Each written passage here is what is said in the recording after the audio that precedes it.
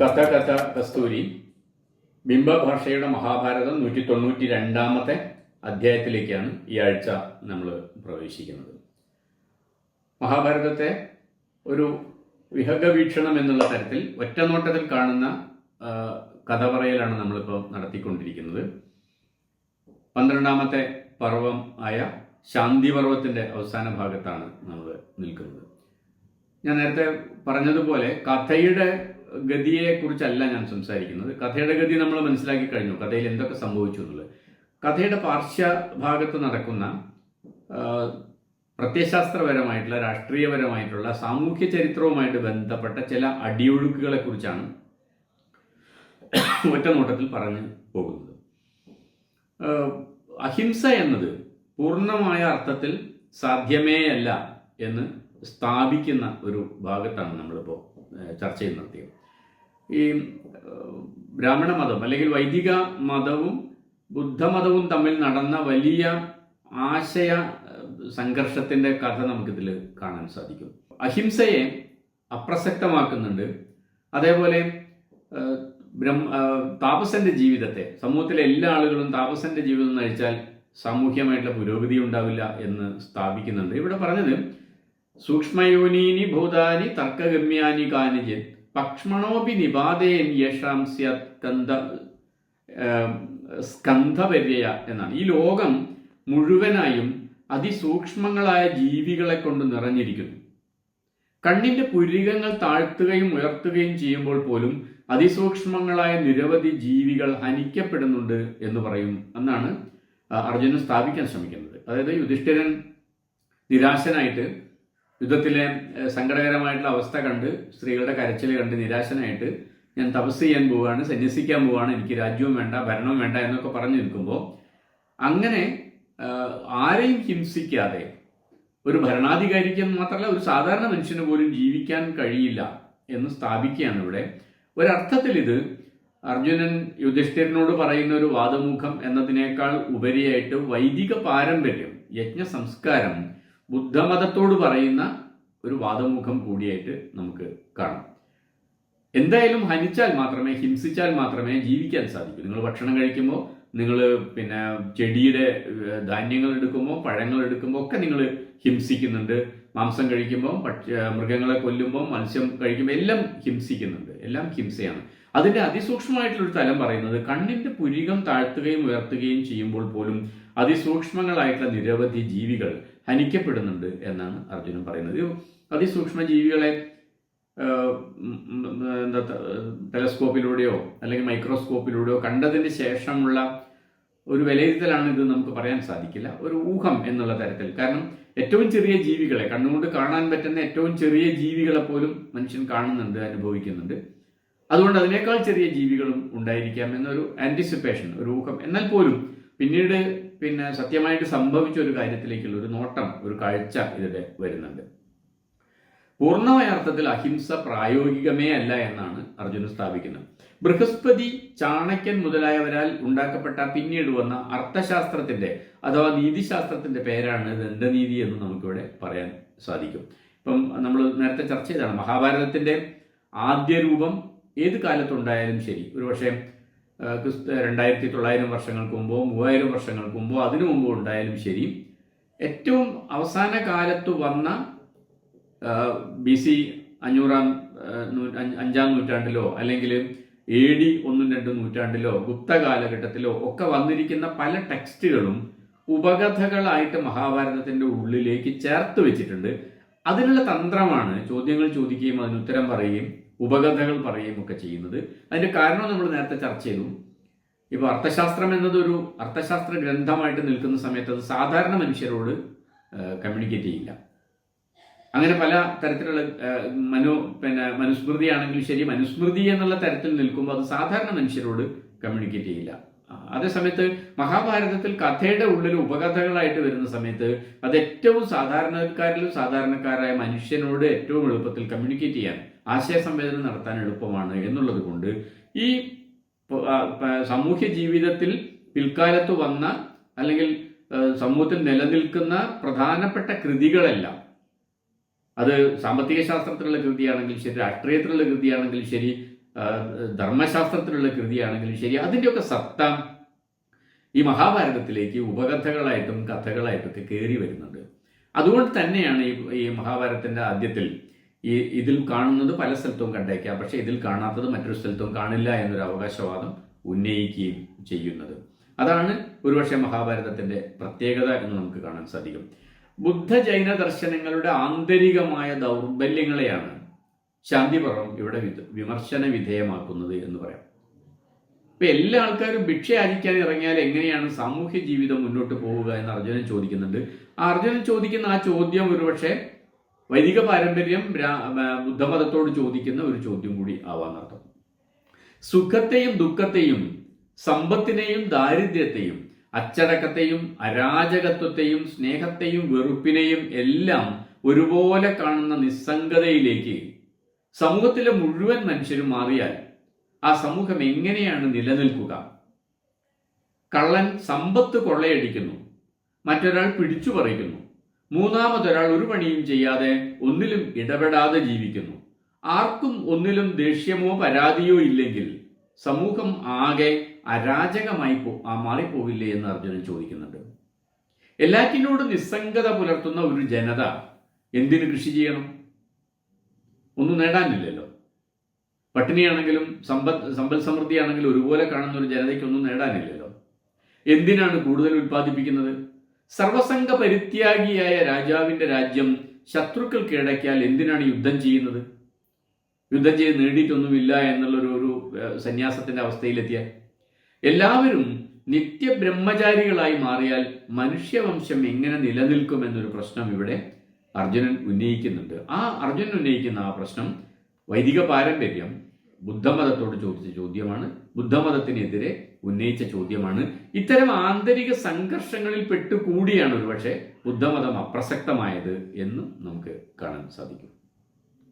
വർണ്ണാശ്രമധർമ്മത്തിൽ അടിയുറച്ച ബ്രാഹ്മണ മതത്തിന്റെ ജീവിത വീക്ഷണവും ബുദ്ധ ജൈന ദർശനങ്ങൾ മുന്നോട്ട് വയ്ക്കുന്ന ജീവിത വീക്ഷണങ്ങളും തമ്മിൽ നിരവധി കാലം നടന്ന സംവാദങ്ങളുടെ ഫലമായിട്ടും അതിൽ ബ്രാഹ്മണ മതം യുക്തിപൂർവ്വം ഉന്നയിച്ച ചോദ്യങ്ങൾക്ക് മറുപടി പറയാൻ ബുദ്ധജൈന ദർശനങ്ങൾക്ക് കഴിയാതെ വന്നതുകൊണ്ടും അവ പരാജയപ്പെട്ടതുകൊണ്ടും കൂടിയായിരിക്കണം ഇന്ത്യയിൽ ഒരിക്കൽ ജനകീയ അടിത്തറ ഉണ്ടായിരുന്ന ബുദ്ധമതവും ജൈനമതവും പിൽക്കാലത്ത് നാമാവശേഷമായി മാറിയതെന്ന് തോന്നുന്നു.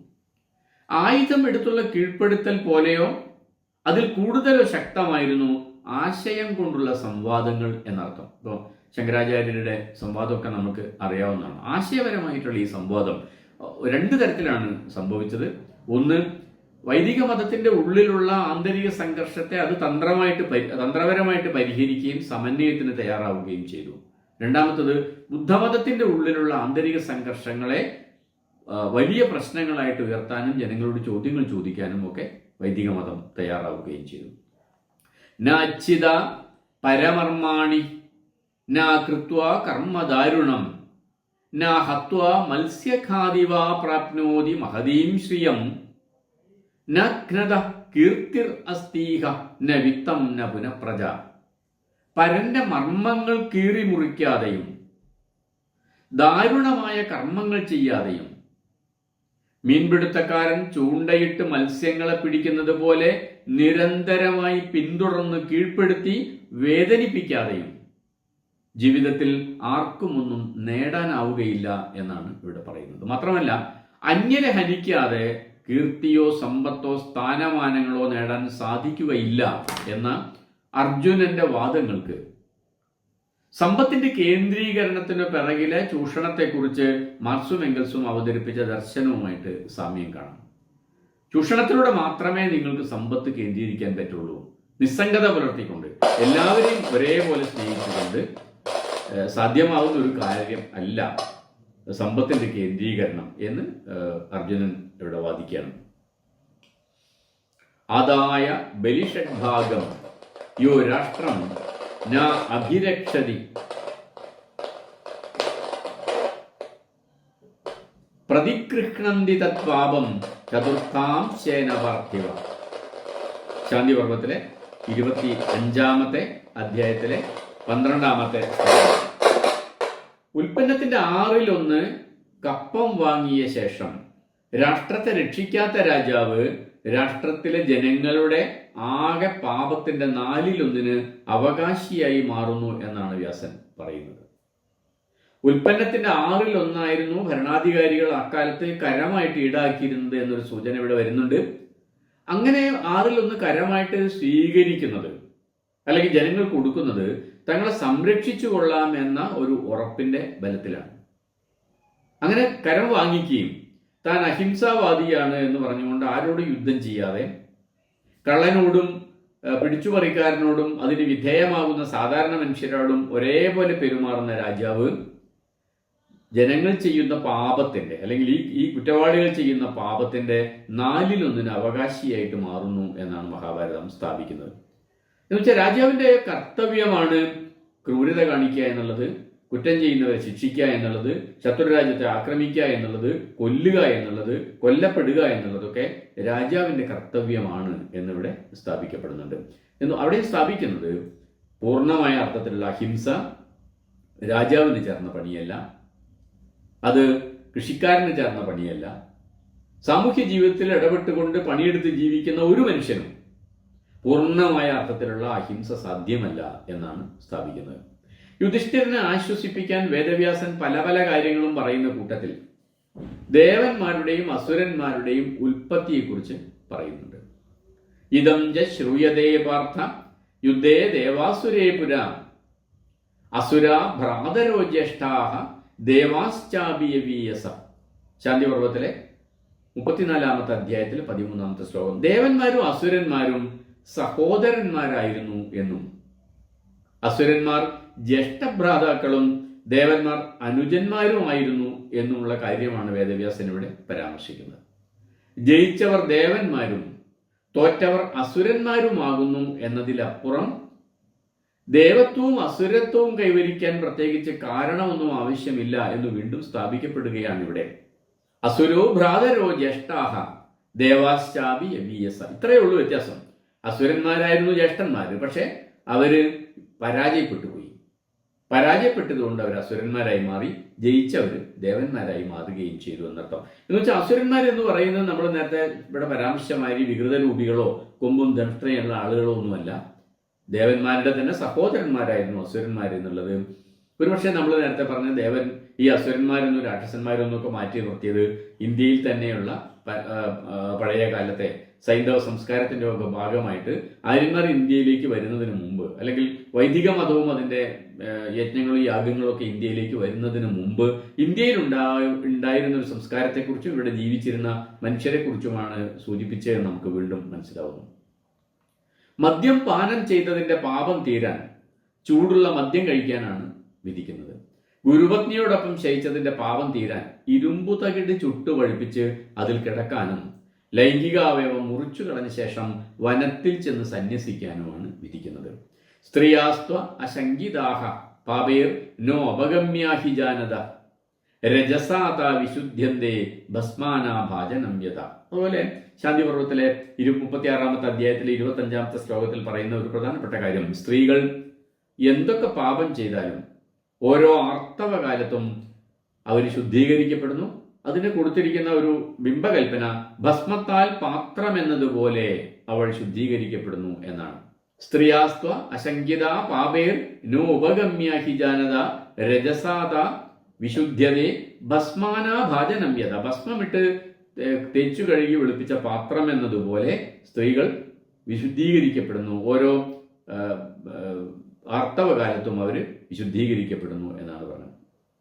അതുപോലെ തന്നെ ഓരോ വർണ്ണക്കാർക്കും വിധിച്ചിട്ടുള്ള ഭക്ഷണ പദാർത്ഥങ്ങളെ കുറിച്ച് പറയുന്ന കൂട്ടത്തില് അഭക്ഷ്യാഹ ബ്രാഹ്മണേർ മത്സ്യാഹ ശകലേറിയേ വിവർജിതാഹ ചതുഷ്പാത് കച്ഛപാത് അന്യോ മണ്ടൂക ജലജശ്ചയേ എന്നാണ് നിഷ്കർഷിക്കുന്നത്.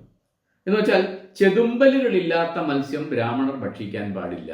അതാണ് അഭക്ഷ്യാഹ ബ്രാഹ്മണേർ മത്സ്യാഹ ശകലേറിയേ വിവർജിത. ശകലങ്ങളില്ലാത്ത ചെതുമ്പലുകളില്ലാത്ത മത്സ്യം ബ്രാഹ്മണർ ഭക്ഷിക്കാൻ പാടില്ല. അതേപോലെ തവളകളെപ്പോലെ ജലത്തിൽ കഴിയുന്ന ജീവികളിൽ ആമ ഒഴികെയുള്ള നാൽക്കാലികളെ ബ്രാഹ്മണർ ഭക്ഷിക്കരുത് എന്നും പറയുന്നുണ്ട്. ചതുഷ്പാത് കച്ഛപാത് അന്യോ മണ്ടൂക ജലജശ്ചയേ. ആമയെ ഭക്ഷിക്കാം എന്നർത്ഥം. കച്ചപാത് അന്യോ എന്നാണ് പറഞ്ഞിരിക്കുന്നത്. അതുകൊണ്ട് ആമയെ ബ്രാഹ്മണർക്ക് കഴിക്കാം എന്നാണ് ഇതിൽ പറയുന്നത്. ഒരുപക്ഷെ അക്കാലത്ത് അവരുടെ ഭക്ഷണശീലങ്ങൾ ഇതൊക്കെ ആയിരിക്കണം എന്ന് നമുക്ക് ഊഹിക്കാൻ സാധിക്കും. ഈ നിഷ്കർഷ ഇന്നതൊക്കെ പാടില്ല എന്ന് പറയുമ്പോൾ അതല്ലാത്തതൊക്കെ പാടുണ്ട്, കഴിക്കാം എന്നാണല്ലോ. അതേപോലെ ചെതുമ്പലുള്ള മത്സ്യത്തെയും ബ്രാഹ്മണർക്ക് കഴിക്കാം എന്ന് പറയുന്നുണ്ട്. അപ്പോൾ നേരത്തെ നമ്മൾ പലപ്പോഴായിട്ട് സൂചിപ്പിച്ചതുപോലെ ഈ സസ്യാഹാരം എന്നത് ഒരു ശീലം ബ്രാഹ്മണർക്ക് വരുന്നത് പിൽക്കാലത്ത് വന്ന ഒരു മാറ്റം മാത്രമാണ്. ആദ്യകാലത്ത് അങ്ങനെ ആയിരുന്നില്ല. മത്സ്യവും മാംസവും ഒക്കെ ബ്രാഹ്മണർക്കും കഴിക്കാമായിരുന്നു എന്നാണ് ഇവിടെ സൂചന. സന്യസിക്കാനുള്ള തീരുമാനം ഉപേക്ഷിച്ച് യുധിഷ്ഠിരൻ പിന്നീട് കൊട്ടാരത്തിലേക്ക് തിരിച്ചു വരികയും പുരവാസികളൊന്നാകെ അതിൽ സന്തോഷം പ്രകടിപ്പിച്ചുകൊണ്ട് ആരവം മുഴക്കുകയും ചെയ്യുന്നുണ്ട്. അതിനിടയ്ക്കാണ് അതിലും വലിയ ആരവം മുഴക്കിക്കൊണ്ട് ചാർവാകൻ ഹസ്തിനപുരത്തിന്റെ രാജസദസ്സിലേക്ക് പ്രവേശിക്കുന്നത്. തന്റെ പ്രിയ സുഹൃത്ത് ദുര്യോധനനോട് പാണ്ഡവർ പ്രത്യേകിച്ചും ഭീമസേനൻ കാണിച്ച അധർമ്മത്തിനെ കുറിച്ച് സംസാരിക്കാനായിരുന്നു ചാർവാകൻ കൊട്ടാരത്തിലെത്തിയത്. നേരത്തെ നമ്മൾ പറഞ്ഞാണ്, ദുര്യോധനൻ തകർന്നു കിടക്കുന്ന സമയത്ത് അദ്ദേഹം പ്രതീക്ഷിക്കുന്നത് എന്റെ സുഹൃത്ത് ചാർവാകൻ നിങ്ങളോട് പകരം ചോദിക്കും, നിങ്ങളെ ചോദ്യം ചെയ്യാൻ എത്തും എന്ന് പറയുന്നത് ആ ചാർവാകൻ തന്നെയാണ് വീണ്ടും വരുന്നത്. അദ്ദേഹം തർക്കിക്കാനും വാദിക്കാനും ചോദ്യങ്ങൾ ചോദിക്കാനുമായിട്ടാണ് വരുന്നത്. ആരെയും കൊല്ലാനൊന്നുമല്ല, ആയുധെടുത്തല്ല വരുന്നത്, തർക്കിക്കാൻ വേണ്ടിയാണ് വരുന്നത്. ചാർവാകൻ എന്നു പേരുള്ള ഒരു രാക്ഷസൻ ബ്രാഹ്മണ വേഷത്തിൽ ഹസ്തിനപുരത്തിൽ എത്തിയിരുന്നു എന്നാണ് ശാന്തിപർവ്വത്തിൽ വിശദീകരിക്കുന്നത്. അദ്ദേഹം യുധിഷ്ഠിര മഹാരാജാവിനെ അഭിസംബോധന ചെയ്തുകൊണ്ട് സംസാരിച്ചു. ദുര്യോധനന്റെ സഖാവായിരുന്നു ചാർവാകൻ. ആ ചാർവാകൻ ഭിക്ഷുവേഷത്തിലായിരുന്നു വന്നത് എന്നും പറയുന്നുണ്ട്. അദ്ദേഹത്തിന്റെ കയ്യിൽ ജപമാല ഉണ്ടായിരുന്നു എന്ന് പറയുന്നുണ്ട്. ശിരസിൽ ശിഖയുണ്ടായിരുന്നു അല്ലെങ്കിൽ കുടുമയുണ്ടായിരുന്നു എന്ന് പറയുന്നുണ്ട്.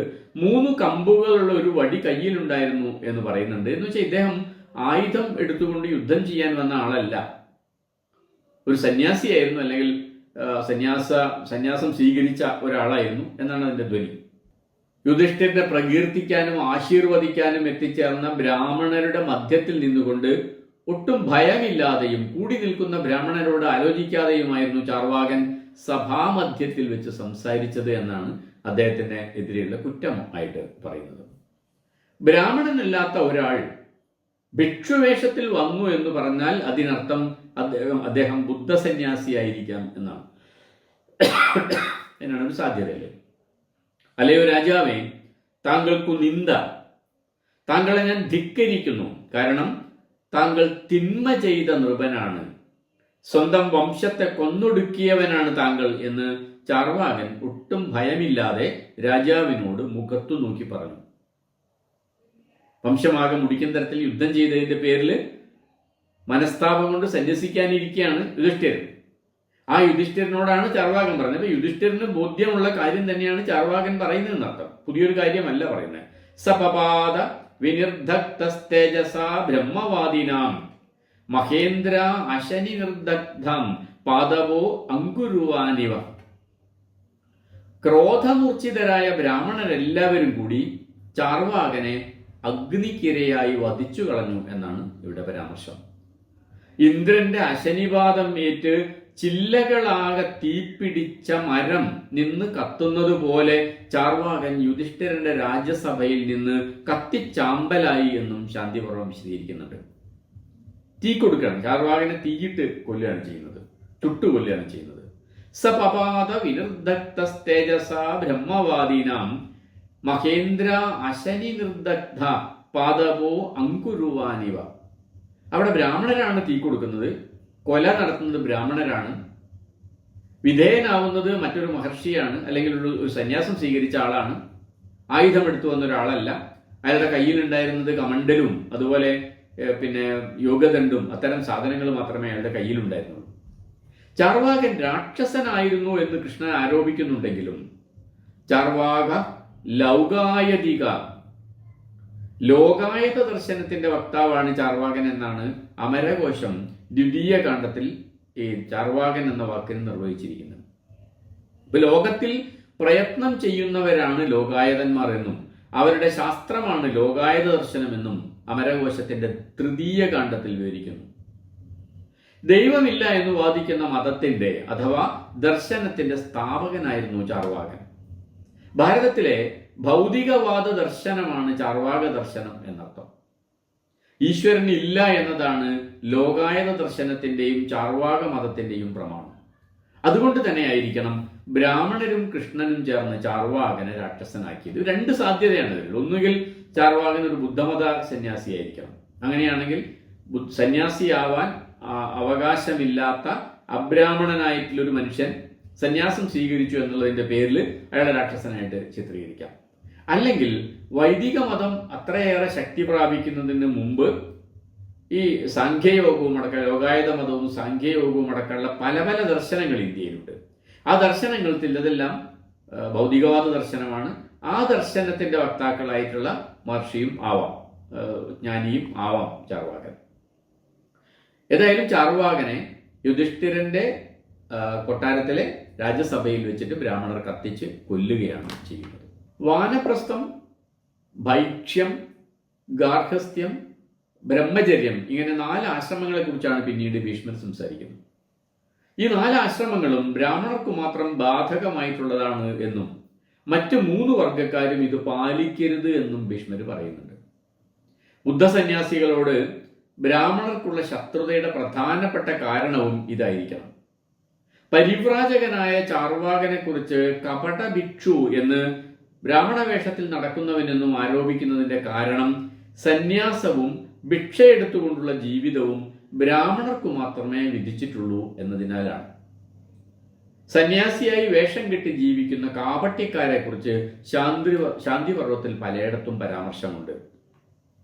സവാഹ പ്രഭാശ്ച വിവിധ തടാകാനിജ പാണ്ഡവ സുഹൃദാം കാരയാമാസ സർവേഷാം ഔർധ്വദൈഹികം. യുദ്ധത്തിൽ പങ്കെടുത്ത് മരണപ്പെട്ട ബന്ധുക്കളുടെയും സുഹൃത്തുക്കളുടെയും ആത്മശാന്തിക്ക് വേണ്ടി പാവപ്പെട്ടവർക്ക് ഭക്ഷണം വിതരണം ചെയ്യുന്ന ഗൃഹങ്ങളും ദാഹിച്ചു വരുന്നവർക്ക് കുടിവെള്ളം വിതരണം ചെയ്യുന്ന കേന്ദ്രങ്ങളും നിർമ്മിക്കുകയും മരണപ്പെട്ടവരുടെ നാമത്തിൽ തടാകങ്ങൾ കുഴിക്കുകയും ദീനരും അന്ധരുമായ മനുഷ്യരെ സഹായിക്കുന്നതിനുള്ള വീടുകളും ഭോജനാലയങ്ങളും ഒക്കെ ഒരുക്കുകയും ചെയ്തതായിട്ട് പറയുന്നുണ്ട് ഈ യുധിഷ്ഠിരൻ. ഭക്ഷാന്നപാനേർ വിവിധേർ വാസോപി ശയനാശനൈ സർവാൻ സന്തോഷയാമാസ സംശ്രിതാൻ ദദത്താം വരഹ. ശാന്തിപർവത്തിലെ 45-ാമത്തെ അധ്യായത്തിലെ 9-ാമത്തെ ശ്ലോകം. യുദ്ധത്തിൽ മരിച്ചവരുടെ കുടുംബാംഗങ്ങൾക്ക് മാത്രമല്ല, ദരിദ്രരായ എല്ലാവർക്കും അന്നപാനീയങ്ങളും താമസിക്കാനും കിടക്കാനുമുള്ള സംവിധാനങ്ങളും ഒക്കെ നൽകുന്നതിനുള്ള ഏർപ്പാടുകൾ യുധിഷ്ഠിരൻ ചെയ്തതായി പറയുന്നുണ്ട് ഇവിടെ.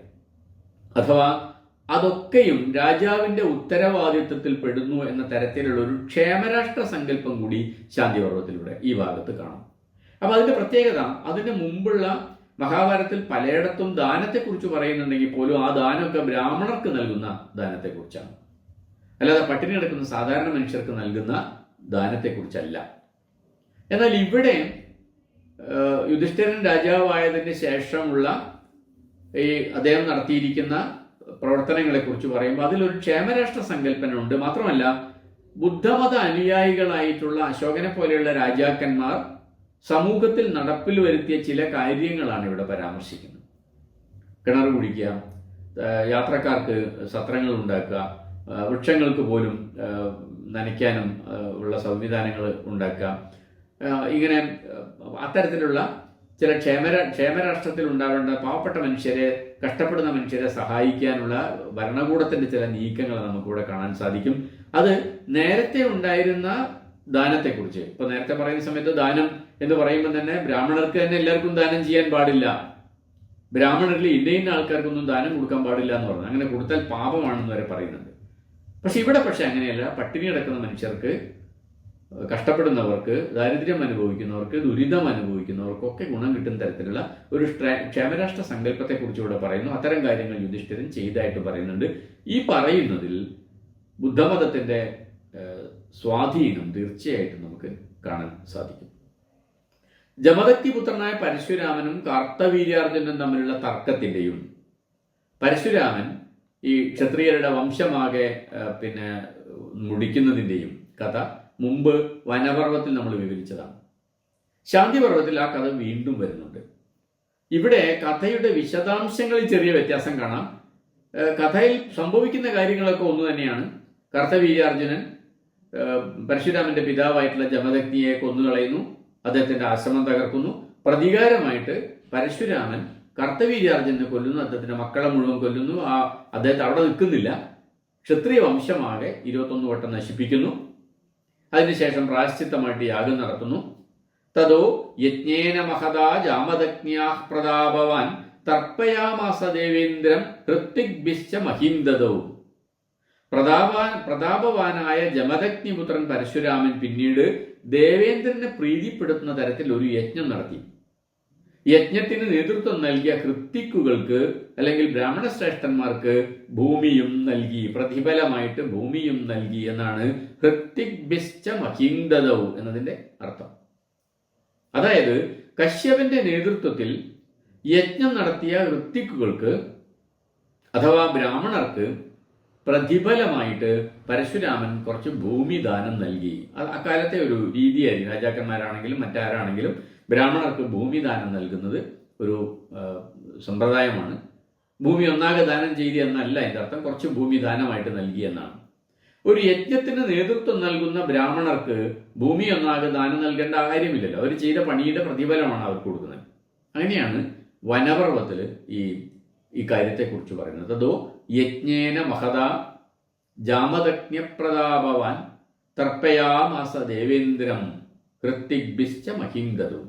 എന്നാൽ ശാന്തിപർവ്വത്തിൽ ഇതേ കാര്യം വിവരിക്കുമ്പോൾ പറയുന്ന ഭാഷയും അർത്ഥവും മാറുന്നുണ്ട്. ത്രിസപ്തകൃത്വ പൃഥ്വീം കൃത്വാ നിക്ഷത്രിയാം പ്രഭു ദക്ഷിണാം അശ്വമേധാന്തേ കശ്യപായ ദദദ്ധത. ശാന്തിപർവ്വത്തിലെ 49-ാമത്തെ അധ്യായത്തിലെ 56-ാമത്തെ ശ്ലോകം. ക്രുദ്ധനായ ഭാർഗവരാമൻ ഭൂമിയെ 21 വട്ടം നിക്ഷത്രിയമാക്കി, ക്ഷത്രിയരില്ലാതെയാക്കി മാറ്റി, അഥവാ ഭൂമിയെ ക്ഷത്രിയരില്ലാതെയാക്കി മാറ്റി. അതിനുശേഷം കശ്യപ മഹർഷിയെ കൊണ്ട് അശ്വമേധം നടത്തിക്കുകയും അശ്വമേധത്തിന്റെ അവസാനത്തിൽ കശ്യപന് ദക്ഷിണയായിട്ട് ദദത്തത ആ ഭൂമിയെ ദാനമായി നൽകുകയും ചെയ്തു എന്നാണ് പറയുന്നത്. അപ്പോ ഹൃത്വിഗ്ഭിശ്ച മഹീന്ദതൗ, ഹൃത്തിക്കുകൾക്ക് ഭൂമിയും നൽകി അല്ലെങ്കിൽ കുറച്ച് ഭൂമിയും നൽകി എന്നത് മാറി കശ്യപായ ദദത്തത ആ ഭൂമിയെ കശ്യപന് ദാനം ചെയ്തു എന്നായി മാറിയിരിക്കുന്നു. ഇവിടെ ആ ഭൂമി ഏതാണ് എന്ന് ശ്ലോകത്തിന്റെ ആദ്യ ഭാഗത്തിൽ പറഞ്ഞിട്ടുണ്ട്. ഏതാണത്? 21 വട്ടം ക്ഷത്രിയ നിഗ്രഹം നടത്തി നിക്ഷത്രിയമാക്കി മാറ്റിയ ആ ഭൂമിയാണ് കശ്യപന് ദാനമായി നൽകുന്നത് എന്ന് വരുമ്പോ ഭൂമി മുഴുവനായിട്ടും കശ്യപന് ദാനം കിട്ടിയതായി എന്ന് കഥയിൽ വരുന്നു. അതാണ് അവിടെ വന്നിരിക്കുന്ന വനപർവ്വത്തിൽ ഉണ്ടായിരുന്ന കഥയെ ശാന്തിപർവ്വത്തിൽ വീണ്ടും എടുത്ത് ആ കഥയൊന്ന് പൊലിപ്പിച്ചു പറയുമ്പോൾ സംഭവിക്കുന്ന കാര്യം ഇതാണ്. തനിക്ക് ദാനമായി കിട്ടിയ ഭൂമിയെ സ്വീകരിച്ചതിന് ശേഷം കശ്യപൻ അത് ബ്രാഹ്മണർക്ക് സമ്മാനമായി നൽകി. അതിനുശേഷം അദ്ദേഹം മഹാവനത്തിൽ പ്രവേശിച്ചു എന്നാണ് പറയുന്നത്. അങ്ങനെയാകുമ്പോൾ മൊത്തം ഭൂമിയുടെയും അവകാശികൾ ബ്രാഹ്മണരാണ് എന്ന് അർത്ഥം വരുന്നു.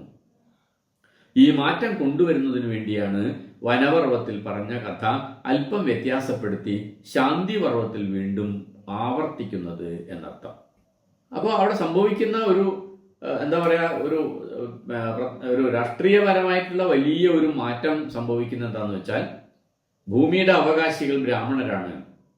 കാരണം ഭൂമി ഒന്നാകെ പരശുരാമൻ കശ്യപന് ദാനം നൽകുകയും കശ്യപൻ ആ ഭൂമിയെ ബ്രാഹ്മണർക്ക് വീതിച്ചു നൽകുകയും ചെയ്തതാണ് എന്ന് വരുന്നു.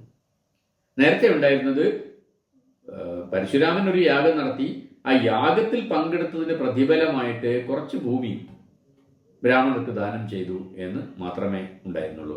ഇനി ഇതിന്റെ വേറെ ഒരു ഘട്ടമുണ്ട്. ആ ഘട്ടം നമുക്ക് കാണാൻ സാധിക്കും, ശാന്തിപർവ്വത്തിൽ തന്നെ കാണാൻ സാധിക്കും. അതിന്റെ 3-ാമത്തെ ഘട്ടം എന്താണെന്ന് വെച്ചാൽ ഭൂമിദേവി തന്റെ ഉത്തരവാദിത്വം നിറവേറ്റാതെ 30,000 വർഷക്കാലം മാറി നിന്നു എന്നും ഭൂമിക്ക് നാഥനില്ലാത്ത അവസ്ഥ വന്നുവെന്നും ആ സമയത്ത് ഭൂമിക്ക് നാഥനായി പ്രവർത്തിച്ചത് കശ്യപനാണ്, അതുകൊണ്ട് ഭൂമിയുടെ അവകാശി കശ്യപനാണ് എന്ന് വരുന്നുണ്ട് വേറെ ഒരു സ്ഥലത്ത്, 3-ാമത്തെ ഒരു വ്യാഖ്യാനത്തിൽ.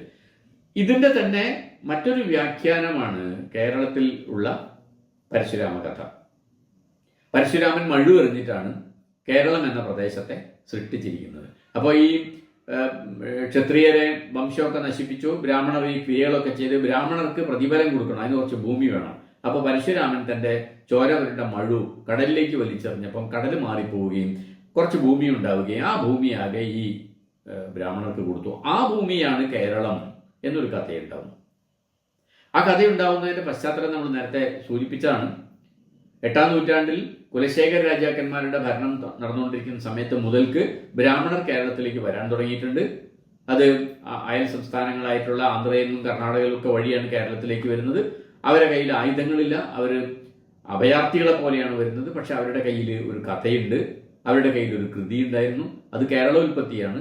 കേരളോൽപ്പത്തിയിൽ ആ കഥയിൽ ഇവർ സ്ഥാപിക്കുന്നത് കേരളം എന്ന പ്രദേശം പരശുരാമൻ മഴുവെറിഞ്ഞ് സൃഷ്ടിച്ചതാണ് എന്നും അത് ബ്രാഹ്മണർക്ക് ദാനമായിട്ട് നൽകിയതാണ് എന്നുമാണ്. എന്ന് വെച്ചാൽ ഈ കേരളം എന്ന പ്രദേശത്തിന്റെ മുഴുവൻ അവകാശികൾ ബ്രാഹ്മണരാണ് എന്ന കഥയുമായിട്ടാണ് അഭയാർത്ഥികളായ ബ്രാഹ്മണർ കേരളത്തിലേക്ക് വരുന്നത്.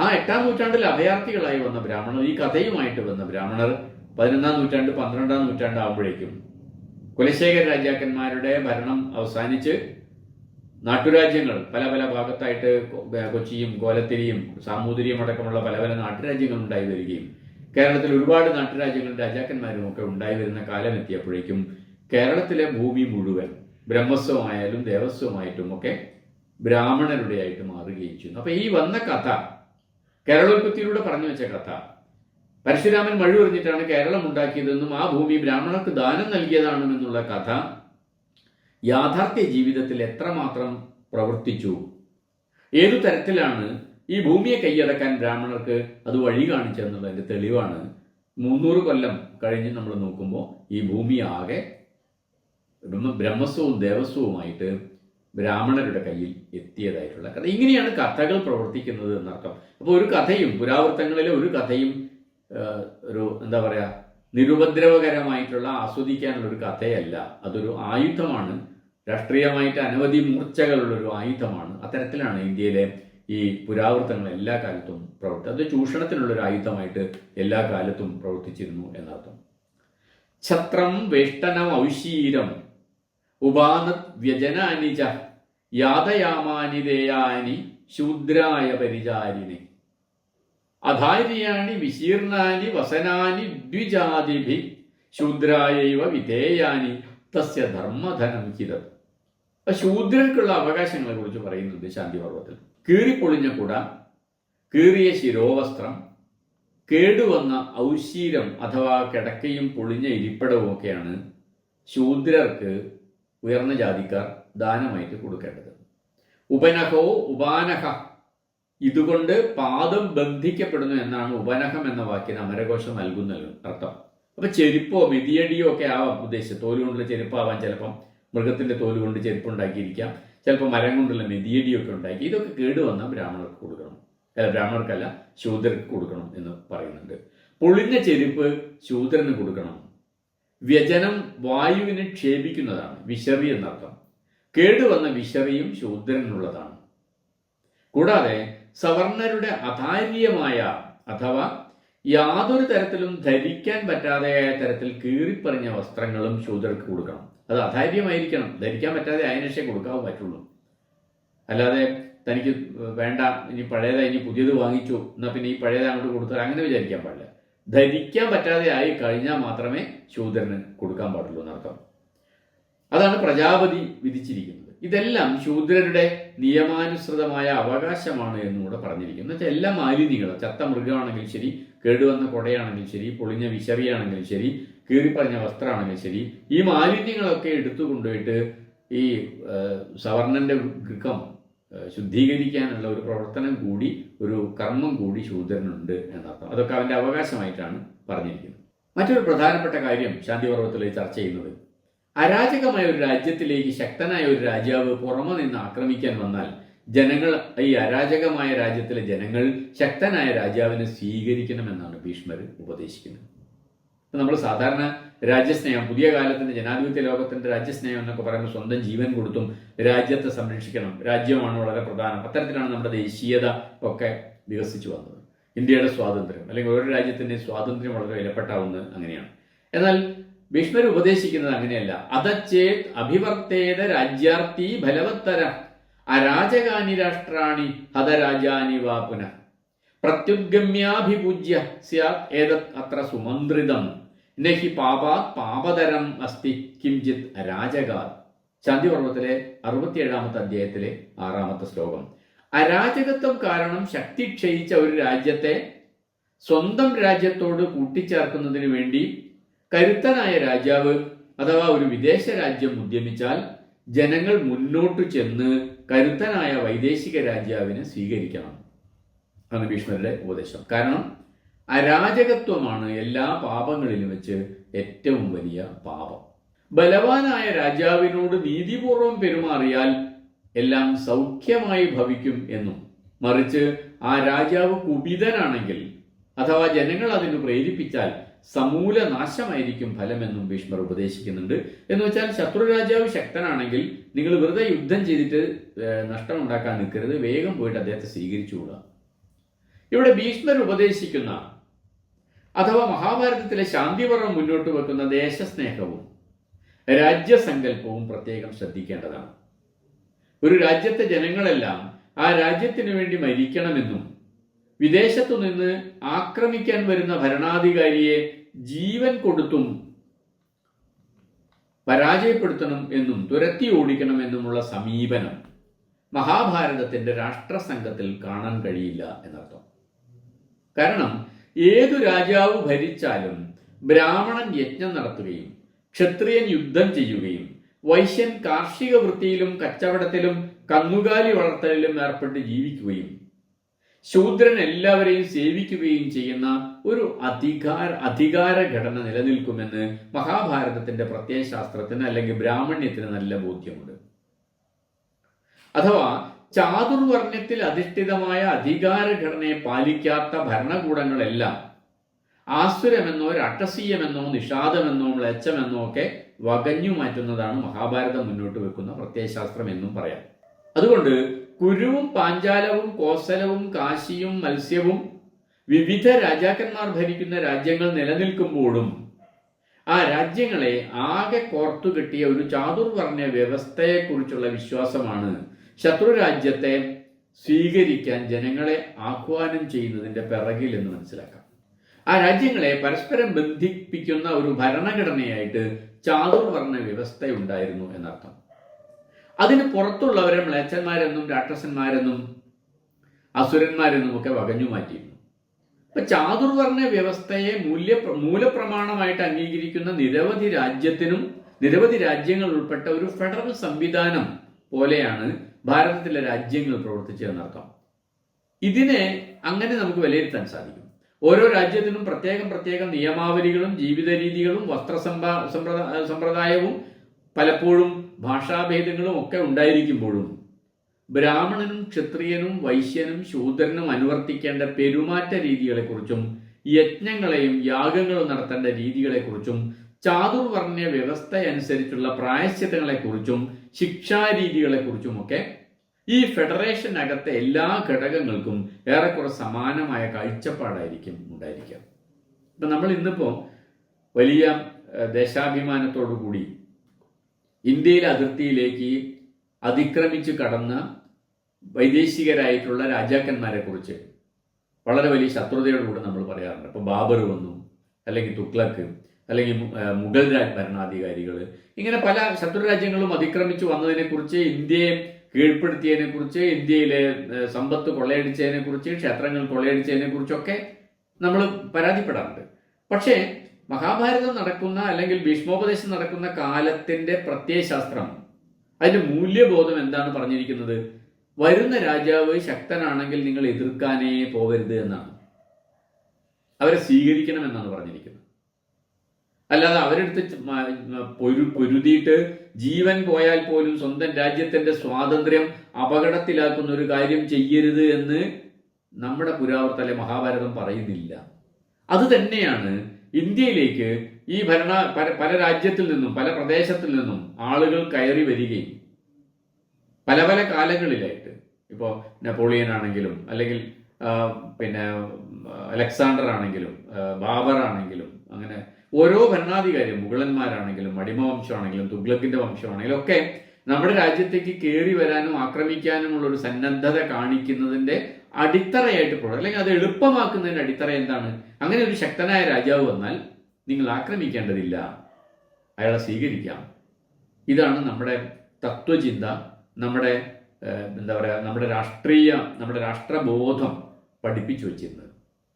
അതിന് കാരണമാണ് ഞാൻ പറഞ്ഞത്, ഏത് രാജാവ് ഭരിച്ചാലും, കോസലത്തെ രാജാവ് ഭരിച്ചാലും, കാശിയിലെ രാജാവ് ഭരിച്ചാലും, അംഗവും വംഗവും കലിംഗവും കുരുരാജ്യം ഭരിച്ചാലും, ഹസ്തിനപുരത്തിലെ ഏത് അപ്പുറത്തുള്ള ഏത് രാജാവ് ഭരിച്ചാലും ബ്രാഹ്മണർക്ക് ഒന്നും പേടിക്കാനുണ്ടായിരുന്നില്ല. ക്ഷത്രിയർക്ക് മാത്രമേ നഷ്ടം ഉണ്ടാകുമായിരുന്നുള്ളൂ. ബ്രാഹ്മണർ എന്ന് പറയുന്ന ഈ സമൂഹത്തിന്റെ ഏറ്റവും ഉന്നത ശ്രേണിയിൽ നിൽക്കുന്ന സവർണ ആധിപത്യത്തിന്റെ ഏറ്റവും ഉയർന്ന സ്ഥലത്തിൽ നിൽക്കുന്ന ആളുകൾക്ക് ഏത് രാജാവ് ഭരിച്ചാലും നഷ്ടമുണ്ടാവില്ല എന്നുള്ളത് കൊണ്ട് എല്ലാവരും ചാതുർവർണ്ണ വ്യവസ്ഥ അനുസരിച്ച് കാര്യങ്ങൾ ചെയ്യുമെന്ന് ഇവർ തെറ്റിദ്ധരിച്ചു.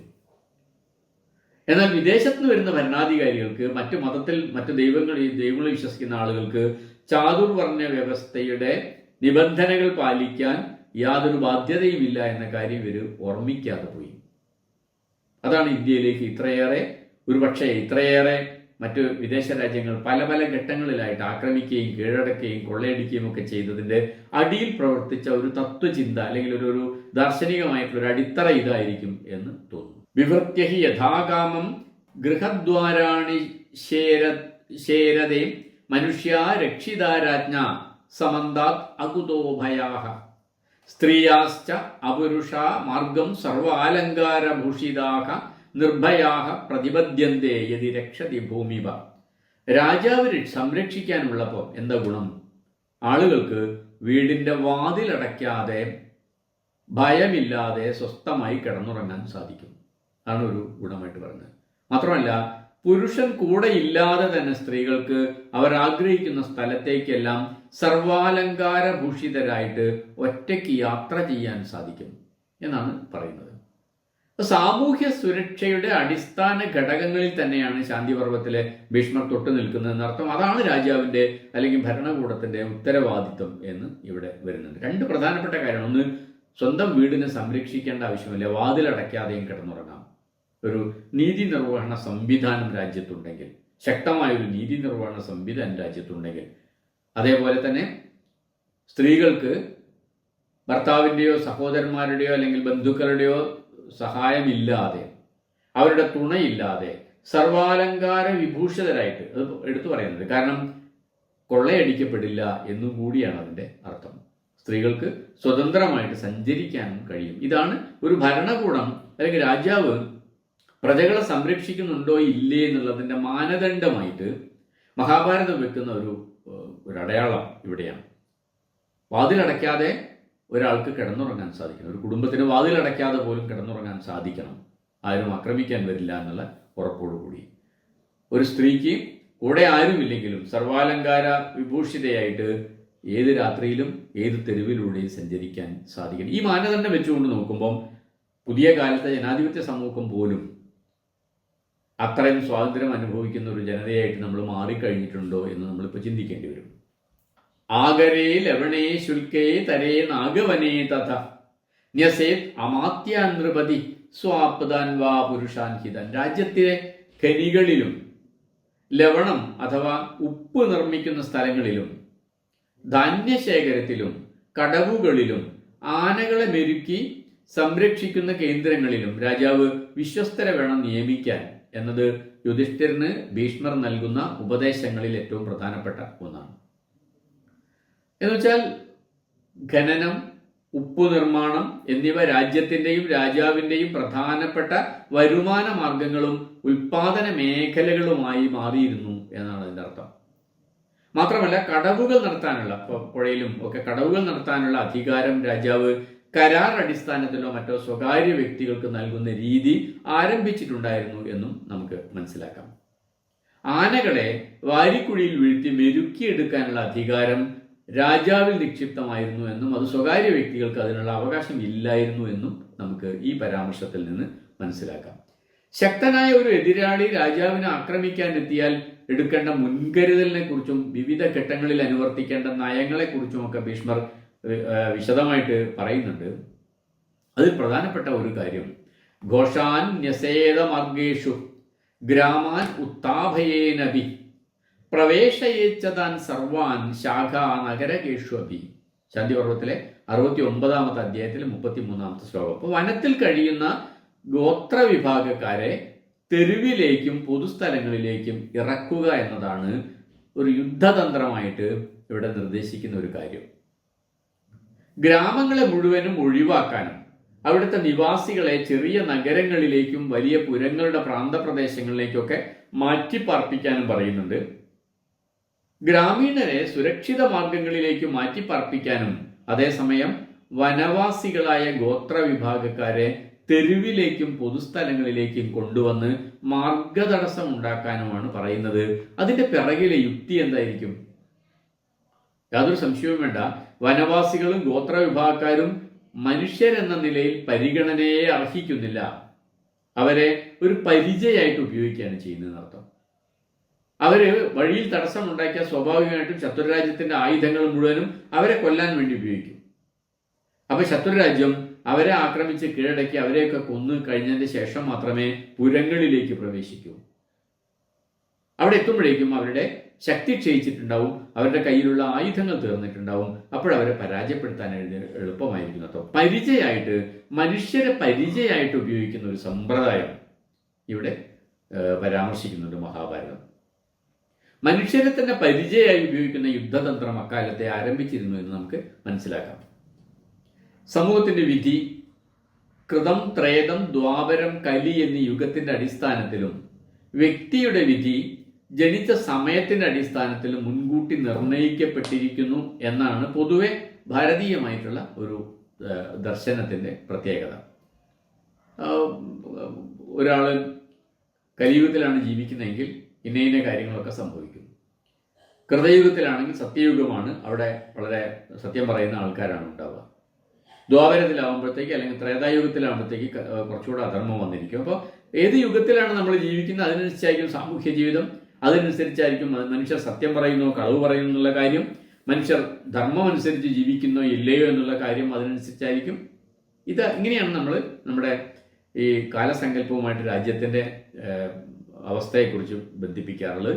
വ്യക്തിയുടെ വിധി ഇങ്ങനെ ഘടിപ്പിക്കാറുണ്ട്. നമ്മൾ ജനിച്ച സന്ദർഭം, നക്ഷത്രം, ഇതൊക്കെ നോക്കിയിട്ടാണ് ഒരാൾ നല്ലവനാവോ ചീത്തയാവോ, അയാൾക്ക് ദീർഘായുസ് ഉണ്ടാവോ, അയാൾ എന്ത് തൊഴിലെടുക്കും, അയാൾ സമ്പന്നനാവോ ദരിദ്രനാവോ തുടങ്ങിയ എല്ലാ കാര്യങ്ങളും അങ്ങനെയാണ് തീരുമാനിക്കപ്പെടുന്നതാണ്. എന്നാൽ ഈ ചിന്താരീതിയെ അപ്പാടെ അട്ടിമറിക്കുന്നുണ്ട് ശാന്തിപർവത്തിൽ ഭീഷ്മർ, അല്ലെങ്കിൽ അഥവാ അദ്ദേഹത്തിന്റെ ഉപദേശം, അല്ല അദ്ദേഹം യുധിഷ്ഠിരൻ നൽകുന്ന ഉപദേശം. കാലോവാ കാരണം രാജ്ഞോ രാജാവാ കാലകാരണം ഇതിത്തെ സംശയോ മാ ഭൂത് രാജാ കാലസ്യ കാരണം. ശാന്തിപർവത്തിലെ 70 അധ്യായത്തിൽ 6 ശ്ലോകമാണ്.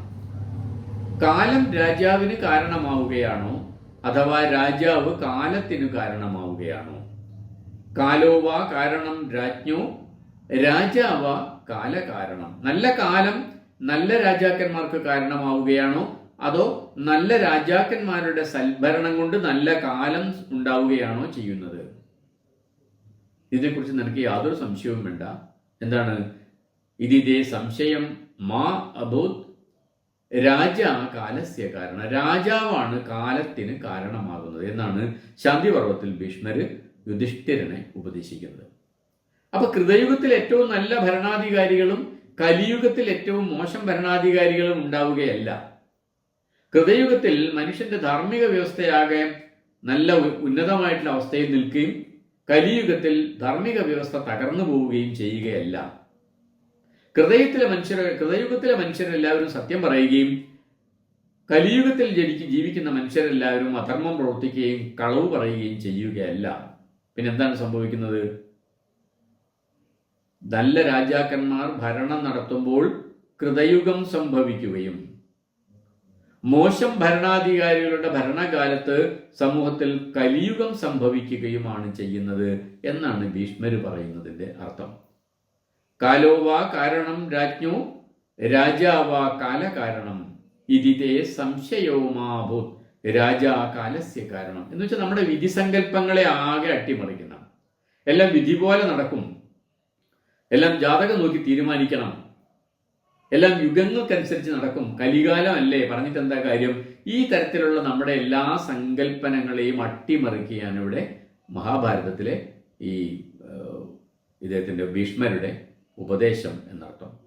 അർത്ഥമൂലോ ബഹിംസാം ച ഗുരുദേ സ്വയം ആത്മന കരേർ അശാസ്ത്രദൃഷ്ടേർ ഹി മോഹാത് സംപീഡയൻ പ്രജാഹ ഊതശ്ചിദ്ധ്യാബ്ധിയോ ദ്വേനാഹ ക്ഷീരാർത്തി ന ലഭേത് പയ ഏവം രാഷ്ട്രം അയോഗ്യേന പീഡിതം ന വിവർത്തയത്.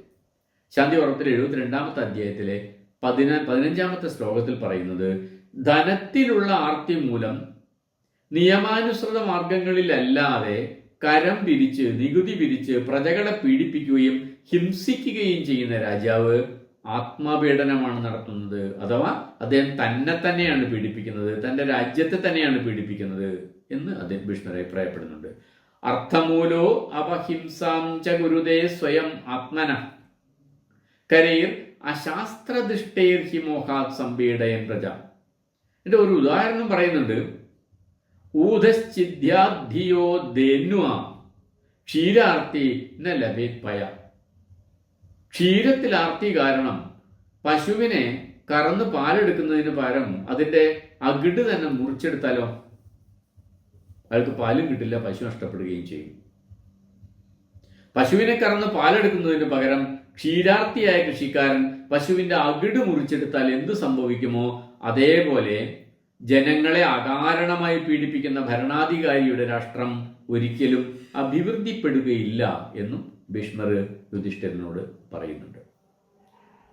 അതേപോലെ രാജാവിന്റെ മന്ത്രിമാരായിട്ട് തെരഞ്ഞെടുക്കേണ്ടത് ആരെയൊക്കെയാണ് എന്നും ഓരോ വർണ്ണത്തിലും ഉള്ളവർക്ക് മന്ത്രിസഭയിലുള്ള പ്രാതിനിധ്യം എത്ര വീതം ആയിരിക്കണം എന്നും ഭീഷ്മർ ഉപദേശിക്കുന്നുണ്ട് യുധിഷ്ഠിരന്. ചതുരോ ബ്രാഹ്മണാൻ വൈദ്യാൻ പ്രാഗൽഭാൻ സാത്വികാൻ ശുചീൻ ത്രിംശ്ച ശൂദ്രാൻ വിനീതാംശ്ച ശുചീൻ കർമ്മണി പൂർവകെ. സ്നാതക വിഭാഗത്തിൽപ്പെട്ടവരും വേദജ്ഞരും സാത്വികന്മാരും ശുചിയുള്ളവരുമായ 4 ബ്രാഹ്മണരെ മന്ത്രിമാരായിട്ട് എടുക്കണം. അതേപോലെ എല്ലാ ആയുധവിദ്യകളും തികഞ്ഞവരും യുദ്ധനിപുണരുമായ 8 ക്ഷത്രിയരെയും മന്ത്രിസഭയിലേക്ക് എടുക്കണം. സമ്പന്നരായ 21 വൈശ്യരെയും വിനീതരും ശുചിത്വമുള്ളവരുമായ 3 ശൂദ്രരെയും അഷ്ടഗുണങ്ങളും തികഞ്ഞവനും പുരാണ വിശാരദനുമായ 1 സൂതനെയും രാജാവിന്റെ മന്ത്രിസഭയിൽ ഉൾപ്പെടുത്തണം എന്നാണ് ഭീഷ്മർ നിർദ്ദേശിക്കുന്നത്. അവരെല്ലാവരും 50 വയസ്സു തികഞ്ഞവരും സ്വഭാവശുദ്ധിയുള്ളവരും ശ്രുതികളിലും സ്മൃതികളിലും ജ്ഞാനമുള്ളവരും അസൂയ ഒട്ടുമില്ലാത്തവരും വിവാദ വിഷയങ്ങളിൽ സമചിത്തതയോടെ തീരുമാനമെടുക്കാൻ പ്രാപ്തിയുള്ളവരുമായിരിക്കണം എന്നും ഭീഷ്മർ പറയുന്നുണ്ട്.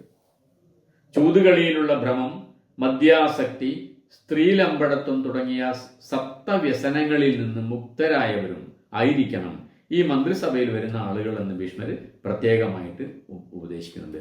ചതുരോ ബ്രാഹ്മണാൻ വൈദ്യാൻ, വൈദ്യൻ എന്ന് പറഞ്ഞ ഇവിടെ വൈദികന്മാരെന്ന അർത്ഥത്തിലാണ്, വേദം പഠിച്ചവരെന്ന അർത്ഥത്തിലാണ്.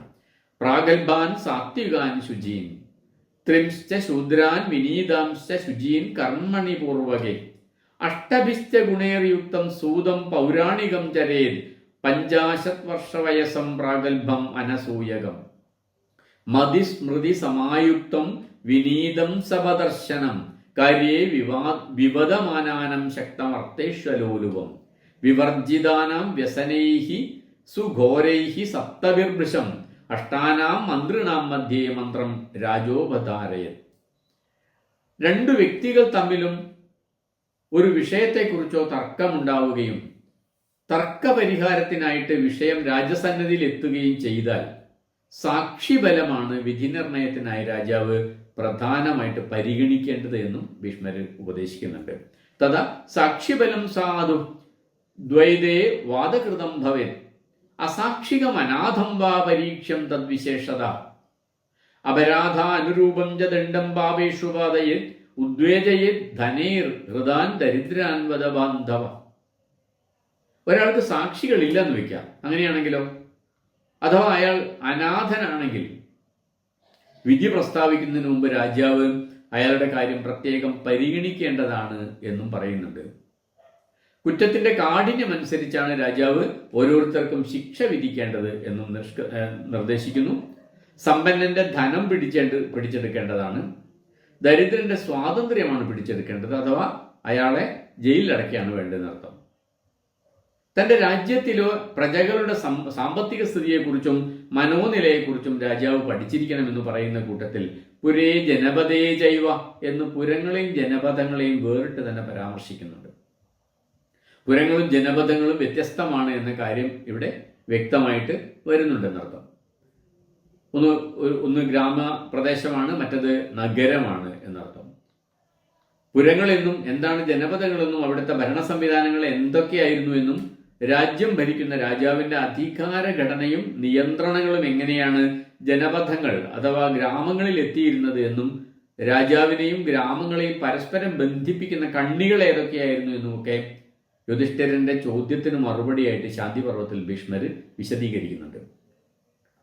മൗര്യ കാലഘട്ടത്തിന് അഥവാ ക്രിസ്തു ജനിക്കുന്നതിനും 500 വർഷങ്ങൾക്ക് മുമ്പ് തന്നെ ഇന്ത്യയിൽ നിലനിന്നിട്ടുണ്ടായിരുന്ന ജനപദങ്ങളിൽ പ്രാകൃത രീതിയിലുള്ള ഒരു ജനാധിപത്യ ഭരണ സംവിധാനം നിലവിലുണ്ടായിരുന്നു എന്നും ജനങ്ങൾ തങ്ങളുടെ പ്രതിനിധികളെ തെരഞ്ഞെടുക്കുകയായിരുന്നു പതിവ് എന്നും ചരിത്രകാരന്മാർ രേഖപ്പെടുത്തിയിട്ടുണ്ട്. ഏകദേശം ഇതേ കാലത്തു തന്നെയായിരുന്നു ഏതൻസിലും മറ്റും ജനാധിപത്യ ഭരണ സംവിധാനം നിലനിരുന്നത് എന്നും കൂട്ടത്തിൽ നമുക്ക് ഓർമ്മിക്കാം. ആ ജനപദങ്ങളുടെ ഭരണ സംവിധാനങ്ങൾ ഏതു തരത്തിലായിരുന്നു എന്നും ഗ്രാമങ്ങളുടെ അടുത്ത ഉപരിസഭ ഏതായിരുന്നു, അത്തരം ഉപരിസഭകളും രാജ്യസഭകളും തമ്മിലുള്ള ബന്ധം എന്തായിരുന്നു തുടങ്ങി അത്തരമുള്ള എല്ലാ കാര്യങ്ങളെക്കുറിച്ചും അറിവ് നൽകുന്നുണ്ട് മഹാഭാരതം ശാന്തിപർവ്വത്തിലെ 88-ാമത്തെ അധ്യായം. ഗ്രാമസ്യ അധിപതി കാര്യോ ദശഗ്രാമ്യാസ്തഥാ അപരാഹ ദ്വിഗുണായാഹ ശതസ്യൈവം സഹസ്രായ ചകാരയേത് ഗ്രാമേയാൻ ഗ്രാമദോഷാംശ്ച ഗ്രാമിക പരിപാലയേത് തൻ ബ്രൂയാത് ദശപായാസൗ സതു വിംശതിപായ വൈ സോ അഭി വിംശാത്യധിപതിർവൃത്തം ജാനപദേ ജനെ ഗ്രാമാണാം ശതപാലായ സർവം ഏവ നിവാദയേ. ശാന്തിപർവ്വത്തിൽ 88-ാമത്തെ അധ്യായത്തിൽ ഗ്രാമത്തിന്റെ കാര്യങ്ങൾ നോക്കുന്നതിന് വേണ്ടി ഓരോ ഗ്രാമത്തിലും ഒരു ഗ്രാമാധിപതി അഥവാ ഗ്രാമമുഖ്യനെ ജനങ്ങൾ തിരഞ്ഞെടുക്കേണ്ടതാണ്. അങ്ങനെയുള്ള 10 ഗ്രാമങ്ങൾക്ക് അഥവാ 10 ഗ്രാമമുഖ്യന്മാർക്ക് മുകളിലായിട്ട് മറ്റൊരു അധിപതി അഥവാ മുഖ്യൻ ഉണ്ടായിരിക്കണം. ഗ്രാമസ്യാധിപതി കാര്യോ ദശഗ്രാമ്യസ്തത അപരൈഹി മറ്റൊരു അധികാരി ഉണ്ടായിരിക്കണം. ഇത്തരം 2 അധിപന്മാർക്ക് 10 വീതമുള്ള 10 ഗ്രാമങ്ങളുടെ അല്ലെങ്കിൽ ദശഗ്രാമാധിപന്മാരായിട്ടുള്ള 2 പേർക്ക് മുകളിൽ അഥവാ 20 ഗ്രാമങ്ങൾക്ക് പൊതുവായി ഒരു അധികാരി ഉണ്ടായിരിക്കണം. ദ്വിഗുണായാഹ ശതസ്യൈവം സഹസ്രായ ചകാരയേത് 100 ഗ്രാമങ്ങളെയും അതിലെ അധിപന്മാരെയും നിയന്ത്രിക്കാൻ അവർക്ക് മുകളിൽ മറ്റൊരു ഉന്നതാധിപതിയും അവരെ എല്ലാം ക്രോഡീകരിച്ചുകൊണ്ട് 1000 ഗ്രാമങ്ങൾക്ക് ഒരു മുഖ്യാധിപതിയും ഉണ്ടായിരിക്കണം എന്ന് വിവരിക്കുന്നു. അപ്പൊ ഗ്രാമമുഖ്യൻ ഗ്രാമത്തിലെ മുഴുവൻ ആളുകളെക്കുറിച്ചും ഗ്രാമദോഷങ്ങളെക്കുറിച്ചും കൃത്യമായി മനസ്സിലാക്കിയിരിക്കണം. ഗ്രാമത്തിലെ കാര്യങ്ങൾ അദ്ദേഹം തൊട്ടുമുകളിലെ 10 ഗ്രാമങ്ങളുടെ ചുമതലയുള്ള ദശാധിപനെ വിശദമായിട്ട് അറിയിക്കേണ്ടതാണ്. അദ്ദേഹം വീണ്ടും തനിക്ക് മുകളിലുള്ള 20 ഗ്രാമങ്ങളുടെ ചുമതലയുള്ള അധിപനെയും ആ 20 ഗ്രാമങ്ങളുടെ ചുമതലയുള്ള അധിപൻ ശതഗ്രാമങ്ങളുടെ അധിപനെയും എല്ലാ ശതഗ്രാമ മുഖ്യന്മാരും സഹസ്ര മുഖ്യന്മാരെയും വിശദ വിവരങ്ങൾ അറിയിച്ചിരിക്കണം, അവർക്ക് റിപ്പോർട്ട് ചെയ്തിരിക്കണം എന്നർത്ഥം. എന്തൊക്കെയാണ് ഗ്രാമത്തിൽ സംഭവിക്കുന്നത് വെച്ചാൽ ആദ്യ താഴെത്തട്ടിൽ മുതൽക്ക് രാജ്യത്തിന്റെ ഏറ്റവും ഉന്നത ശ്രേണിയിലുള്ള രാജാവ് വരെ എത്തുന്ന തരത്തിൽ ഒരു ശൃംഖല അധികാര ഘടന കുറിച്ചുള്ള ഒരു പരാമർശം മഹാഭാരതത്തിൽ നമുക്ക് കാണാം. നഗരേ നഗരേജസ്യാദ് ഏക സർവാർത്ഥചിന്തക ഉച്ചൈസ്ഥാനേ ഘോരരൂപോ നക്ഷത്രാണാമിവ ഗ്രഹ ഭവേത് സദാൻ പരിക്രാമേത് സർവാനേവ സദാ സ്വയം. ശാന്തിപർവ്വത്തിലെ 88-ാമത്തെ അധ്യായത്തിലെ 10-ാമത്തെ ശ്ലോകം. എല്ലാ ഗ്രഹങ്ങളെയും നിരീക്ഷിച്ചുകൊണ്ട് ആകാശത്തിൽ ഉച്ചസ്ഥാനത്ത് ചുറ്റിക്കറങ്ങുന്ന നക്ഷത്രത്തെ പോലെ ഓരോ നഗരത്തിലും സ്വന്തം അധികാരപരിധിയിൽപ്പെട്ട എല്ലാ കാര്യങ്ങളിലും ശ്രദ്ധയുള്ള സർവാർത്ഥ ചിന്തകനായ ഒരു മുഖ്യൻ ഉണ്ടായിരിക്കണം. ആ ഉദ്യോഗസ്ഥൻ തന്റെ കീഴിലുള്ള എല്ലാവരെയും എല്ലായ്പ്പോഴും സൂക്ഷ്മമായിട്ട് നിരീക്ഷിക്കണം. മറ്റുള്ളവരുടെ സമ്പത്ത് കവർന്നെടുക്കുന്നവരെ പറ്റിയും മറ്റുള്ളവരോട് തിന്മ ചെയ്യുന്നവരെ പറ്റിയും എല്ലാം കൃത്യമായ ധാരണ ആ മുഖ്യൻ ഉണ്ടായിരിക്കണം എന്നും പറയുന്നുണ്ട്. വിക്രയം ക്രയം അധ്വാനം ഭക്തം ച സപരിവ്യയം യോഗക്ഷേമം ച സംപ്രേക്ഷ്യ വണിജ കാരയേത്കരാൻ ഉത്പത്തിം ദാനവൃത്തിം ച ശില്പം സംപ്രേക്ഷ്യ ചാസകൃത് ശില്പപ്രതികരാനേവ ശില്പിന പ്രതികാരയേത് ഫലം കർമ്മച സംപ്രേക്ഷ്യ തതഃ സർവം പ്രകൽപ്പയേത് ഫലം കർമ്മച ഗൃഹേതു ന കശ്ചിത് സംപ്രവർത്തയേത്. ശാന്തിപർവ്വത്തിലെ 88-ാമത്തെ ശ്ലോകത്തിലെ 88-ാമത്തെ അധ്യായത്തിലെ 11-ാമത്തെ ശ്ലോകം മുതൽ രാജ്യത്ത് നടക്കുന്ന ക്രയവിക്രയങ്ങളുടെ അവസ്ഥ, പാതകളുടെ സ്ഥിതി, ഭക്ഷണം, വസ്ത്രം, വാണിജ്യത്തിൽ ഏർപ്പെട്ടിരിക്കുന്നവരുടെ കയ്യിലുള്ള ശേഖരം, അവരുടെ ലാഭം, ഇവയെല്ലാം പരിഗണിച്ചുകൊണ്ടായിരിക്കണം രാജാവ് നികുതി പിരിക്കേണ്ടത്. ഉൽപാദനത്തിന്റെ അളവും ഉൽപാദന പ്രക്രിയയിൽ ഏർപ്പെട്ടിരിക്കുന്നവരുടെ വരവും ചെലവും ശില്പം അഥവാ പ്രവൃത്തിയുടെ അവസ്ഥയും പരിഗണിച്ചുകൊണ്ട് വേണം ഓരോ കൈവേലയ്ക്കും വേലയിൽ ഏർപ്പെട്ടിരിക്കുന്ന വ്യക്തികൾക്കും രാജാവ് നികുതി നിശ്ചയിക്കാൻ എന്ന് പറഞ്ഞിട്ടുണ്ട്. രാജാവിന് ഉയർന്ന നിരക്കിൽ നികുതി പിരിക്കാം, പക്ഷേ ജനങ്ങളെ നശിപ്പിക്കുന്ന തരത്തിൽ സർവവും ഹരിച്ചുകൊണ്ട് ഒരിക്കലും നികുതി പിരിക്കരുതെന്നും പറഞ്ഞിട്ടുണ്ട്. ഒരു ഭരണ സംവിധാനം കൊണ്ടുപോകാൻ ആവശ്യമായിട്ടുള്ള വളരെ പ്രധാനപ്പെട്ട എല്ലാ രാഷ്ട്രീയ കാര്യങ്ങളെക്കുറിച്ചും എല്ലാ ഭൗതികമായിട്ടുള്ള കാര്യങ്ങളെക്കുറിച്ചും സാമ്പത്തിക ശാസ്ത്രവുമായിട്ട് ബന്ധപ്പെട്ട കാര്യങ്ങളെക്കുറിച്ചും പലയിടത്തായിട്ട് മഹാഭാരതത്തിൽ ഇത്തരത്തിൽ വിവരിക്കുന്നുണ്ട് എന്ന് നമുക്ക് കാണാൻ സാധിക്കും. ഈ കഥയുടെ ബാക്കി ഭാഗം നമുക്ക് അടുത്ത ആഴ്ച